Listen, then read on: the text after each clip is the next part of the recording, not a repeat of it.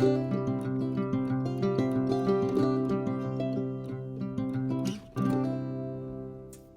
everyone, it's Mary Brownlee, licensed professional counselor.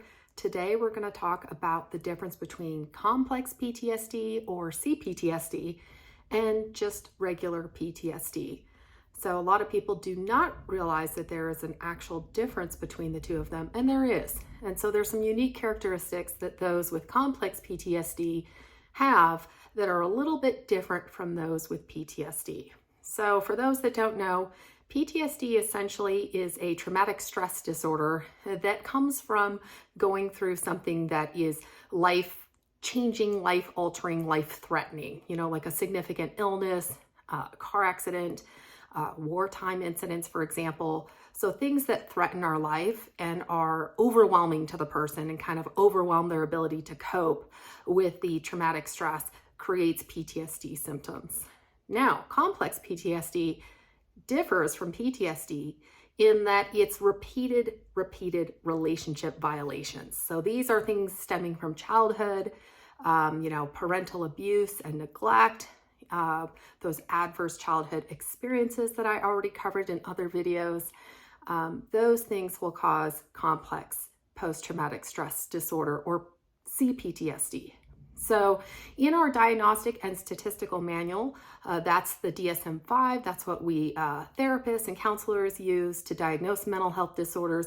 CPTSD is not included in that yet. And I say yet because it is becoming more and more recognized in the psychology field as being a genuine disorder different from normal PTSD. And in fact, very recently, the ICD-11 now has included CPTSD as a genuine diagnosis. So the ICD is the International Classification of Diseases. So that is an international version of mental health disorders, and they do recognize CPTSD, and it has its own set of symptoms, for example. So today I'm going to go over a little bit of those specific examples here, both from the ICD-11, but also from my own personal experience. And not only what I have experienced as somebody who has recovered from complex post-traumatic stress disorder, but also in a lot of my clients who also have CPTSD. So in layman's terms, what are we looking at here? What is the difference? So essentially, PTSD and CPTSD are both going to share these three things here. So you're going to have re-experiencing. So that means flashbacks and re-experiencing of, traumatic reminders related to the abuse or the traumatic events. So we do have flashbacks and re-experiencing where we feel like the traumatic event is happening all over again, and our body floods with those fight or flight adrenaline and cortisol, those stress hormones. Or we will get those fight, flight, freeze symptoms, for example, when we have re-experiencing symptoms. We also are going to share avoidance. So PTSD, CPTSD, both share avoidance. So that is when trauma survivors avoid to have, any type of traumatic triggers or memories or places or people. For example, there's avoidance. We try to avoid that which is going to remind us of the trauma because it's very unpleasant. We experience emotional distress, physical distress, and again, that fight, flight, freeze, the cortisol and adrenaline, it's going to start up and it's very unpleasant. So people tend to avoid that which causes those type of symptoms. The third one that both share is hypervigilance. So yeah, hypervigilance is not fun. That's where you never really feel safe. You're kind of chronically always on edge. It's hard to ever really truly relax. You're on guard all the time. So CPTSD, PTSD, both share those three. So here's the difference now. CPTSD has, in addition, emotional dysregulation, relationship difficulties, and negative self-concept. So what do we mean by that? Emotional dysregulation is going to be when the body and the mind and the emotions have a really hard time regulating distressing emotions. So not only are we going to be experiencing distressing emotions to a higher degree than somebody without CPTSD, but we're going to have a hard time and more difficulty in calming ourselves down and in regulating those very painful emotions. We're also going to have relationship difficulties. So this is, again, in my other videos, we talked about attachment trauma. It's all about relationships here. Human beings were meant to engage in healthy, loving, safe relationships. And when we don't have those, we're going to have a lot of trust issues. And we're going to have difficulty in our most intimate relationships. Trust is a biggie. It's hard to trust people when you've been repeatedly harmed. So relationship difficulties is another one. And the negative self-concept or identity. So this is a biggie. This is one that is really hits at the core of who we are as a human being. It's hard to know who you are if your whole life you've been abused or neglected. You know, again, this comes straight from child development, attachment theory. Parents, ideally, should be the first mirror where they're mirroring back to their child that you are worthy, you are loved, you are valuable. I see who you are and I love who you are. This is everything that you mean to me. And so ideally, if that happens, we grow up with a very confident and stable sense of self. We know who we are in the world, we feel safe in the world, and we're kind of grounded in a very firm, stable identity. CPTSD, again, those high adverse childhood experiences, lots of abuse and neglect going on, you're not going to have a stable caregiver that is actually mirroring back to you in a healthy way that allows that healthy, secure attachment to develop. So we're going to have deficits in our identity and really knowing deeply who we are. So in addition, I have written down some additional things that basically I also deeply relate to as a trauma survivor, and a lot of my clients also deeply relate to.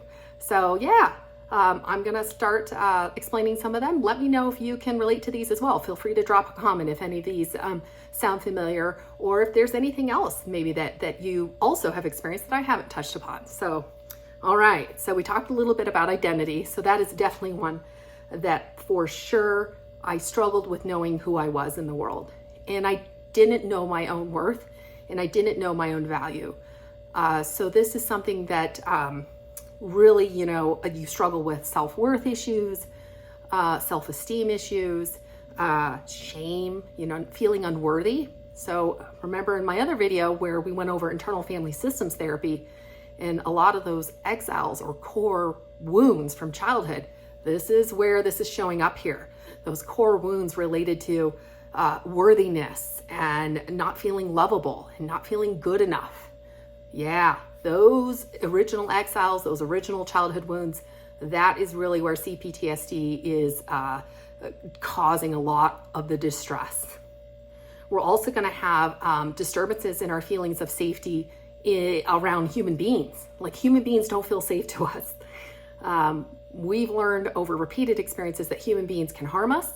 They can let us down. They can lie to us. They can abuse us. They can say one thing, do another. They've made us feel invisible. They made us feel like we don't even exist to them. So you have this type of relationships on a repeated basis. Yeah, you bet you're not going to feel safe around other human beings. Human beings now are dangerous. So this is going to tap into some of those attachment wounds of avoidance, for example, where you're avoiding people because you're so afraid that you're going to be hurt. And so the only way you can say, well, I feel relatively safe on my own, so I'll just not need anyone. It's going to tap into those type of wounds. Blind spots when it comes to abusive people. Oh, yes. This is something that I had to repeatedly go through myself. I've seen lots of my clients repeatedly go through before we finally get the picture. But for a long time, what happens is because we have a deficit in self-worth and we struggle with a sense of like emptiness and like so desiring to be loved by another human being, what happens is we get ourselves into relationships that are abusive and we don't recognize they're abusive because that's our norm. This is what we're used to. We're used to being treated like we're nothing. And so we tolerate disrespect and abusive treatment for far, far too long. And oftentimes we don't have enough self-worth to get out of the relationship either. We don't think we're worthy. We don't think we can do any better. We're so desperate to be loved. We're willing to people please just to try to make the person who's harming us happy and try to accept us.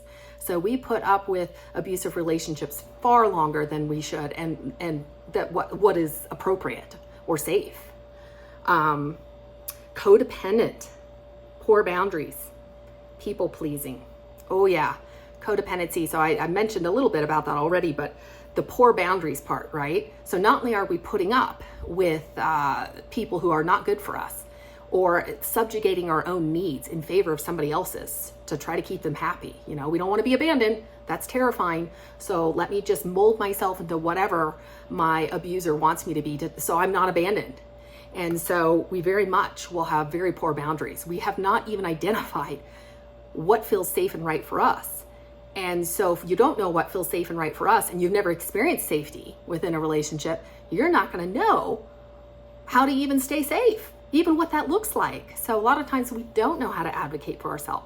We don't know how to stand up and say, don't speak to me like that. That's incredibly disrespectful. Or I don't want you screaming at me anymore. That really is harmful to me. Or when you ignore me, I feel like I'm nothing to you. That's so incredibly painful. You know, we don't have the ability to just be honest and forthright and say what we mean, to have those healthy, good boundaries. Because again, we're so used to being treated the exact opposite. And again, worthiness, not feeling worthy. So yeah, boundaries is something we really, really struggle with. Intrusive thoughts.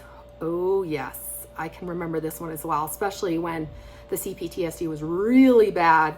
Intrusive thoughts were happening on a regular basis. The hypervigilance, the panic symptoms, the anxiety symptoms, very, very high. Because again, your body is being flooded with so many stress hormones. That fight or flight system in your body is detecting threat, even if that threat isn't technically in front of you. You know, it is detecting threat and saying you are in danger, and I need to try to keep you safe by running or freezing or shutting down or fighting. You got to do something to stay safe. So we are going to have lots of intrusive thoughts and fight or flight symptoms in our bodies, because our brain is hardwired to try to survive. And it's identified a threat and it doesn't know how to stay safe. So we're going to have these type of intrusive, unwanted thoughts that are coming into our brains a lot as our brain is trying to figure out the best way to try to keep safe. And so you'll have intrusive thoughts, you know, related to what the person said to you, what the person did to you. You're going to have just repeated thoughts about, you know, what you could say or do differently to protect yourself. It's very hard. It's very hard to stop thinking about the abuser. And again, the brain is doing this to try to stay safe. This person has harmed me.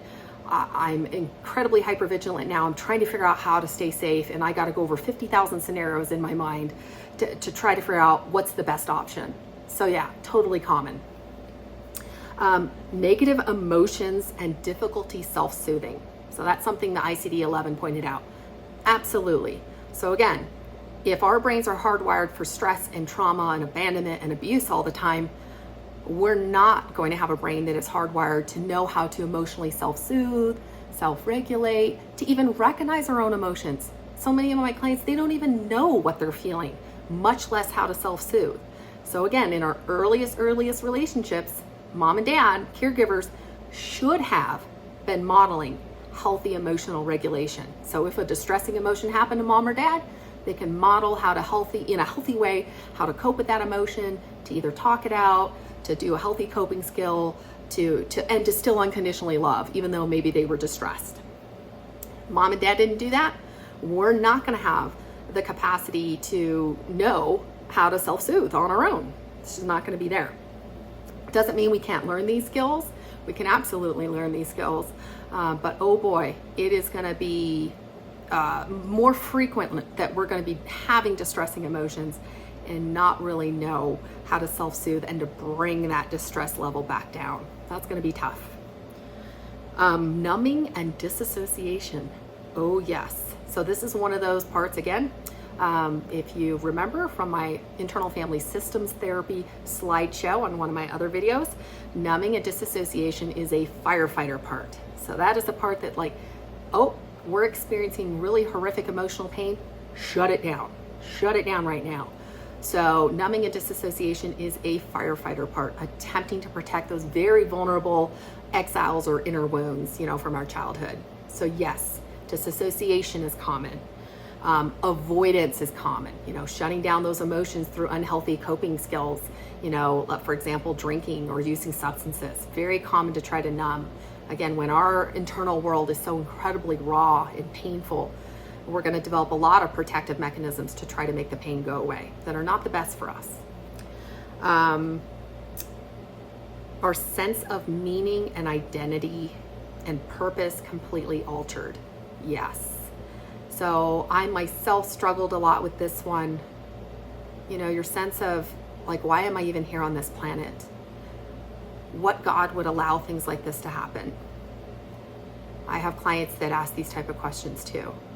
If our only purpose on this planet is to suffer, what hope is there?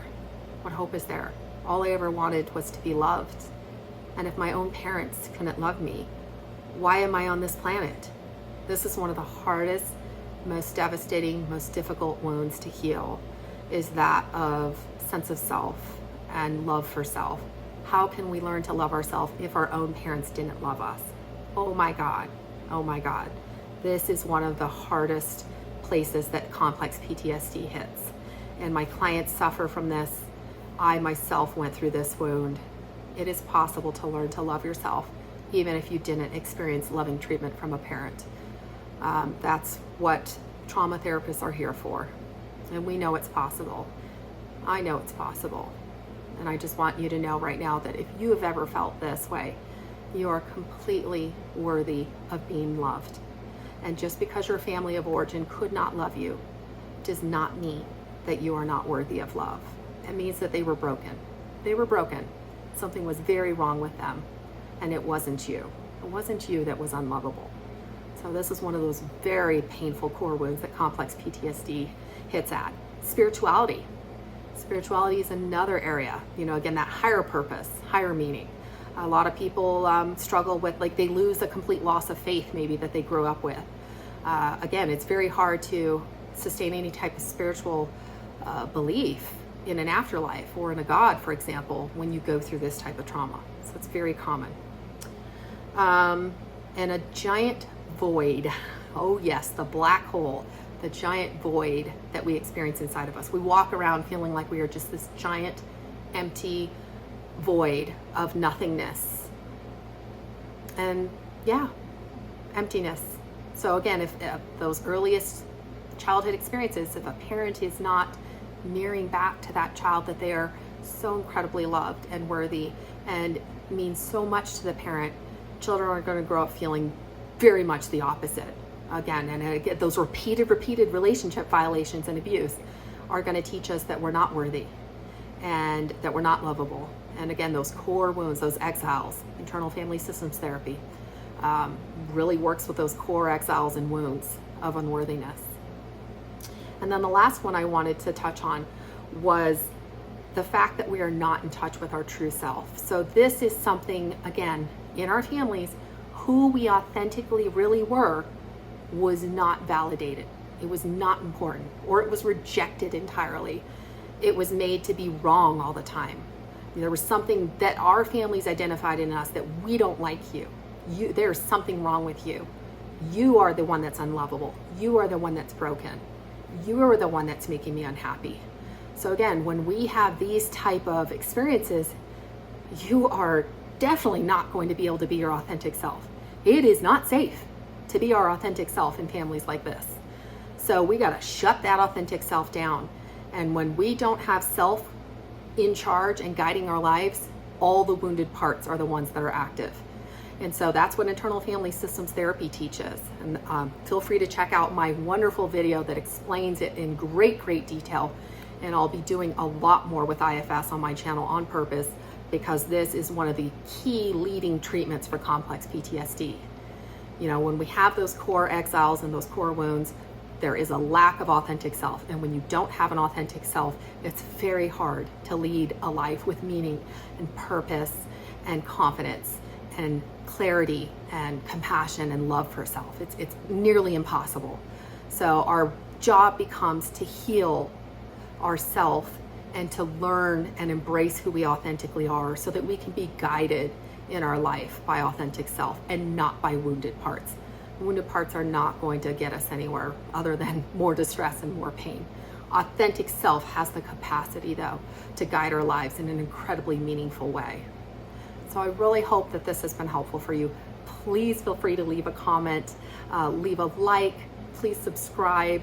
I'm curious to know if any of you can relate to any of these that I talked about today. Would love to hear your comments. And again, my heart goes out to every trauma survivor out there. I know the journey and I know it's possible to heal. And I just want to let you all know that you are deeply loved, deeply cared about. And even if your family, for example, was not loving, it does not mean that you are not worthy of being loved. So take care, everybody, and I will be with you again soon in the next video. Bye-bye.